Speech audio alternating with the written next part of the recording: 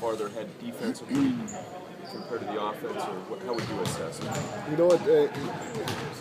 We're probably overall, for the situation, we're probably a little further ahead than what I expected. What's setting us back right now is an area that I didn't think we'd have a ton of problem in, which is the turnovers. And I knew we'd probably have a little bit of problem in transition defense just because, the two bigs, it's always obviously harder for bigger guys to get back than smaller guys. So I knew there'd be a little bit of an adjustment, but I didn't think it would be as tough as it is right now.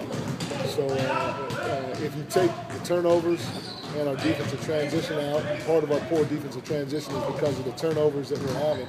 If you take those two areas out, we're probably a little ahead of right now than what I expected, because we played a ton of games, probably played more than most teams in the NBA, so our practice has been real limited compared to others.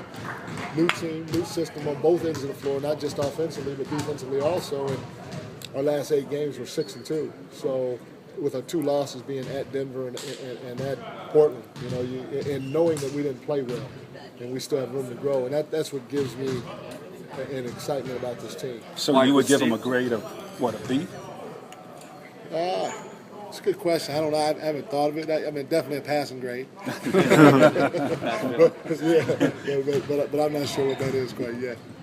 Mike, in terms of Steve's shooting, what have you noticed from a mechanical standpoint, just overall rhythm, that's allowed him to shoot so well so far? I don't really look at the mechanics on anybody's shot. I just look to see if guys are getting shots before practice and or after practice.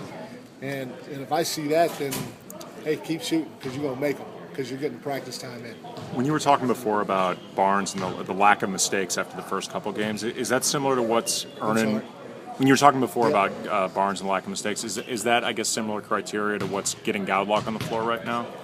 No, Goudelock is different because, Capono made very seldom mistakes, few mistakes. But what Goudelock does right now is, he's a ball-skilled guy. Sure. That can get in the teeth of his defense, that can get to the paint of the defense. Like, he made a couple of plays yesterday that probably did not show up on the stat sheet. Just by catching and pulling and getting to the teeth and making the next pass. And, he hit Steve Blake for a wide-open 3. He hit Powell for a jump shot that I think Powell missed right in front of our bench. And, that type of stuff, we don't have a lot of that, ability on our team to play pick and roll or to go get a shot. And he's probably the next best guy, maybe after Kobe. Obviously you could throw Fish in there to a certain degree, you could throw Blake in there to a certain degree, but then you got to start thinking about when he's combining quickness and all that other stuff, and three-point range and pull-ups and floaters, and he's got a lot of stuff to his game that not many people have seen so far. And he played 4 years in college, so there's a maturity factor, a level there, and so I think at the end of the day, maybe not right now, but I meant more in terms of what might get him off the floor. Yeah, that will get him off the floor. Right. Yeah, he's out there turning the ball over and all that other stuff. Goudelock, that will get you off quick. Yes.